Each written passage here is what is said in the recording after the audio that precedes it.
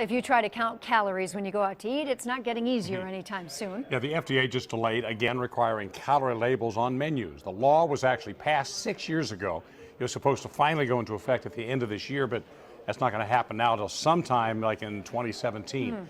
The rules, though, will eventually require chain restaurants and other places that sell prepared foods to post the number of calories on their menus and on their displays. Congress approved the latest delay. It's allowing the FDA to put off the December 2016 labeling deadline until a year after the agency publishes the final guidelines for restaurants.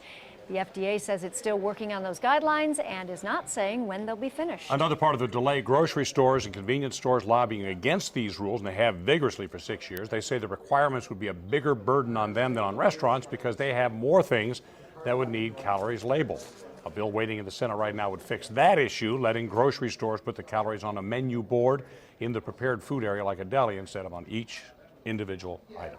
Well, you saw Dr. Nandi sitting here, and that's because we are talking to him about this. Spring is in the air, and delicious fresh produce will be popping up. And now's a great time as we start to enjoy the season to get some superfoods into our diet and make it fun for the entire family. That's right. You know what, here's the thing, Stephen cannot tell me I'm picking on him finally today, right? Well, I don't know. I haven't heard what you're going to say yet. So you know what, superfoods are nutritionally dense foods, and most are plant-based, so it's nice.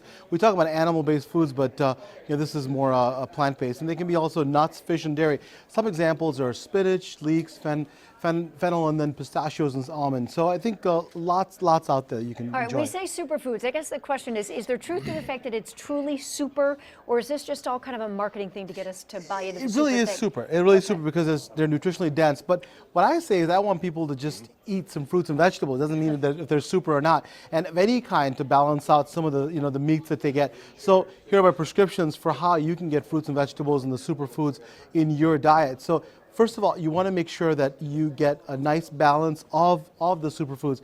Eat a well-balanced diet. Don't focus on one or two superfoods. You need to eat the entire variety to get all the nutrients you need. Add fruits and veggies to dishes you already like. So try just chopping them into small pieces, add them into sauces, soups, or casseroles. Also store fruits and veggies at eye level in your fridge. So sometimes you and your kids can see them and remind them to eat them. Also set a goal. Right behind the beer. Good try. No. Set a goal. Start by adding an extra serving of fruit or vegetables a day and slowly increase it until you meet the recommended daily amount. Okay. So it's important. And don't eat the vegetables and then chase it with the beer. And chase it with the beer. Don't Stick to the I water, thought that's where you're Stephen. supposed to put the beer is right Now there. you're picking on me. That's right. Yeah, exactly.